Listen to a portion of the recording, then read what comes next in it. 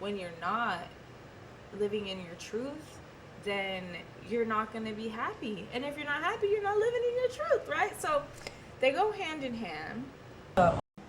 Hi, and welcome to my channel. My name is Sade, and I've been trying to record this video a few times. It's been giving me a bunch of problems, so we're not going to let it stop us. Anyways, I want to talk about how there was a point in time in my life where I felt as though if people get stuck in a pattern, in an energetic pattern to be specific, without even noticing it, without even realizing it. And for me, I identified my energetic pattern with irritation, anger, resentment, those types of emotions. And sometimes I feel like, yes, people talk about being addicted to alcohol, drugs, shopping, even, but people don't talk enough about being addicted to emotions. From a very young age, a lot of our identity, a lot of our understanding of the world is created from when we're really young, right? So if you're in an environment growing up where things are not stable, people are not consistently happy, people are not consistent in general, especially with their emotions, and you remember, growing up and things were just kind of always like everywhere, things were just always kind of like dysfunctional, like how I kind of grew up, then you might, without realizing it, be addicted to a negative emotion because you found comfort in that emotion. For me, I found comfort in not being happy because I knew that if I wasn't happy, or like, basically, it's hard to describe, but what I will say is that it's kind of just like when you have a defensive mechanism. For me, when I was growing up, it wasn't that safe for me to be happy. It wasn't that safe for me to just, be joyful. And so when I was joyful, when I was happy, I remember things just not very, like, people kind of, excuse my friends, but shitting on me, shitting on my happiness, and also finding things about me to nitpick me. And so I never felt like I could truly just be happy and just feel good. It's like when you live with someone who is very much so, their purpose is to be miserable, they're going to make everyone else miserable around them. And unfortunately, when I was growing up, I lived in a household with someone who was doing that. My mom was married to someone who was so hell-bent on being a miserable, crappy, abusive person, to be real. And it's important for me to share this because I feel like people go through these things and they don't talk about them. And you shouldn't have to go through things in life that you didn't ask for and not talk about it. That's how I feel, and that's how I feel that you should feel too, because you did not ask anyone to have to go through those things. So because of that, this is the safe space to talk about it, okay?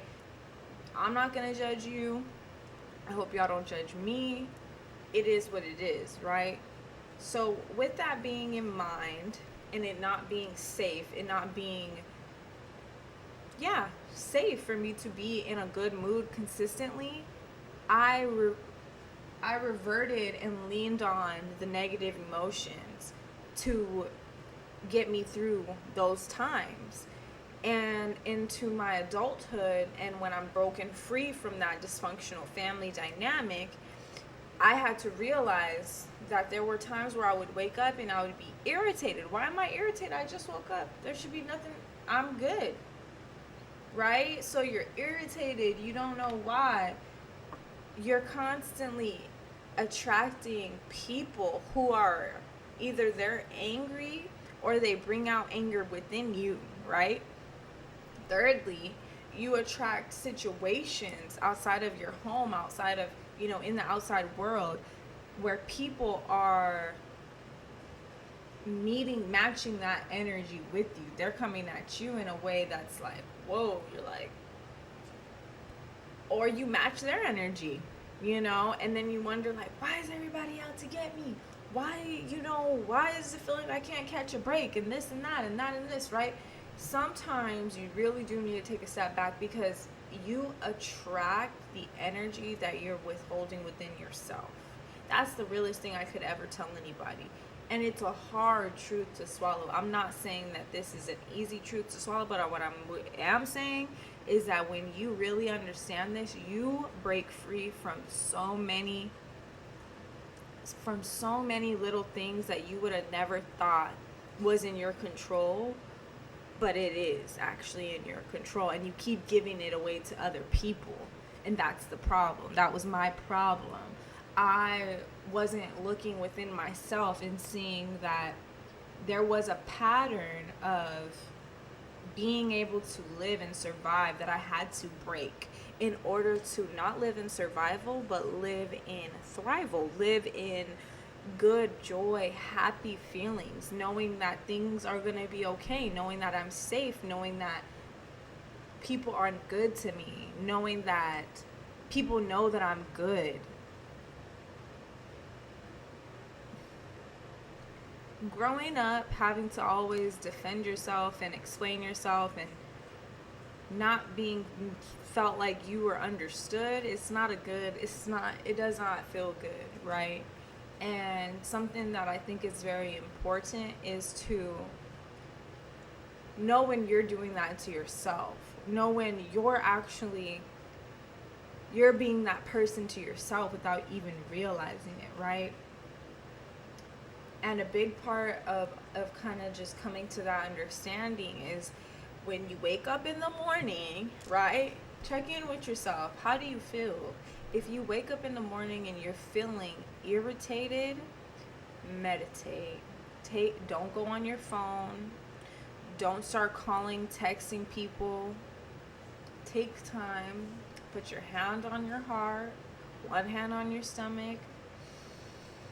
Take a deep breath and just sit with yourself and really ask yourself, like, what am I feeling? What am I going through? Why do I feel this way? Without judgment, without guilt, without shame. Ask yourself.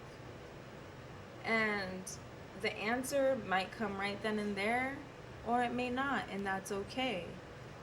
But I really think it's important for us to ask ourselves questions.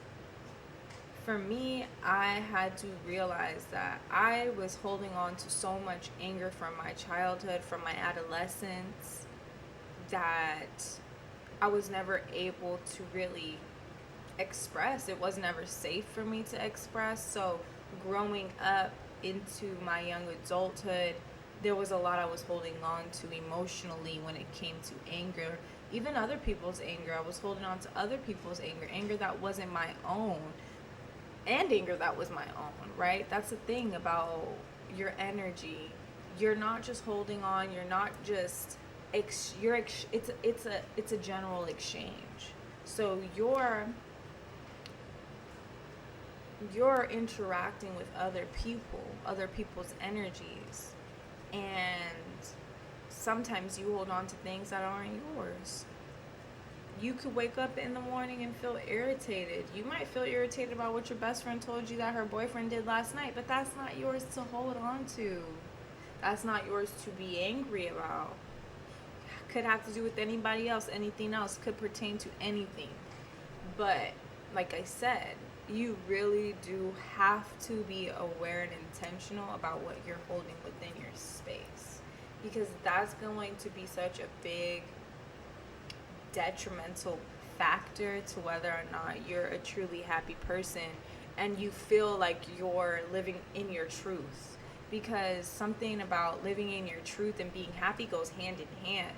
When you're not living in your truth, then you're not going to be happy. And if you're not happy, you're not living in your truth, right? So they go hand in hand. Let me know in the comments, how do you relate to these feelings of patterns, emotional cycles? Do you feel like there's cycles within yourself that you're thinking of breaking, or that you realize now that could have been, that is a cycle, is a pattern, you know? Are there things that you are trying to work on outside of this? You know, let me know what chapter, what page, what path you are on your journey of healing and self-discovery. I'm really interested in knowing, and I'm really interested in sharing and just learning continuously from everyone. Yeah, thank you so much for watching, and have a really good rest of your week, rest of your day. Try to remember that, you know, you got to be easy with yourself. You got to give yourself grace, and it's all gonna work out. You know, it's all gonna work out in due time. All right, thank you guys.